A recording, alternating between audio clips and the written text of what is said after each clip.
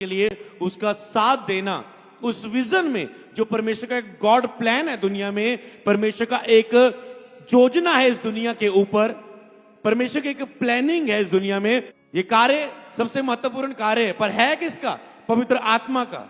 पर उसके लिए हमें उसे सहयोग देना है। मनुष्य को हमें परमेश्वर ने वो दिया है वो कार्य, पवित्र आत्मा हमारा सहायक होगा उस कार्य को करने के लिए।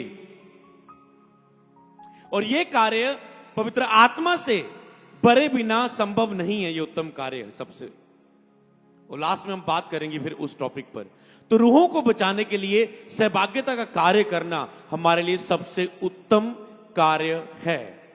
तो आज आपके लिए एक प्रश्न है कि मैं रूहों को बचाने के लिए कितनी सहभागिता कर रहा हूं। ऑनलाइन ध्यान से सुने कि आप रूहों को बचाने के लिए क्या कर रहे हैं, और जैसे आप इस कार्य को अपने आगे रख के हर अपना कार्य उस रीति से करेंगे तो आप देखेंगे कि आप परमेश्वर का सबसे महान आज्ञा को पूरा कर रहे हैं। तो ये कार्य करना क्यों जरूरी है, क्या आज्ञा थी इसके विषय में, हम वचनों से इसे पढ़ेंगे। ओके, पढ़ेंगे उस वचन को जो यीशु मसीह ने इस संसार से जाते समय लास्ट में बोला।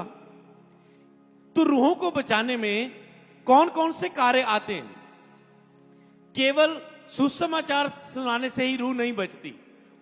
रूहों को बचाना मतलब कि सुसमाचार सुना दिया, आज आपने बोया, कल किसी शैतान ने उखाड़ दिया, क्या रूह बची? नरक स्वर्ग गई? समझ पा रहे? क्या रूह स्वर्ग गई? क्या रूह बचाई गई? तो रूह को केवल सुसमाचार सुनाने की मैं बात नहीं कर रहा हूं अकेली, रूहों को बचाना। ओके, पढ़ेंगे हम। और उसने उनसे कहा, तुम सारे जगत में और सारी सृष्टि के लोगों को सुसमाचार प्रचार करो। तो पहला कार्य, उत्तम जो हमारा कार्य रूहों को बचाने के लिए, वो है सुसमाचार प्रचार करना, जो उत्तम है। यीशु के जाने से पहले लास्ट शब्द जो निकला, कोई जब जाता है तो वो उत्तम बात को बोलता है। तो उसने उत्तम बात को बोला कि तुम्हें ये याद रहे कि अब करना क्या है। तो उसको करने के लिए क्या होना चाहिए? प्रार्थना होनी चाहिए, विश्वास होना चाहिए, सामर्थ होनी चाहिए, पवित्र आत्मा के साथ सहभागिता होनी चाहिए। समझ पा रहे हैं? तुम्हें बोना है, तुझे ये करना है, तुम्हें रोजे रखने हैं कुछ।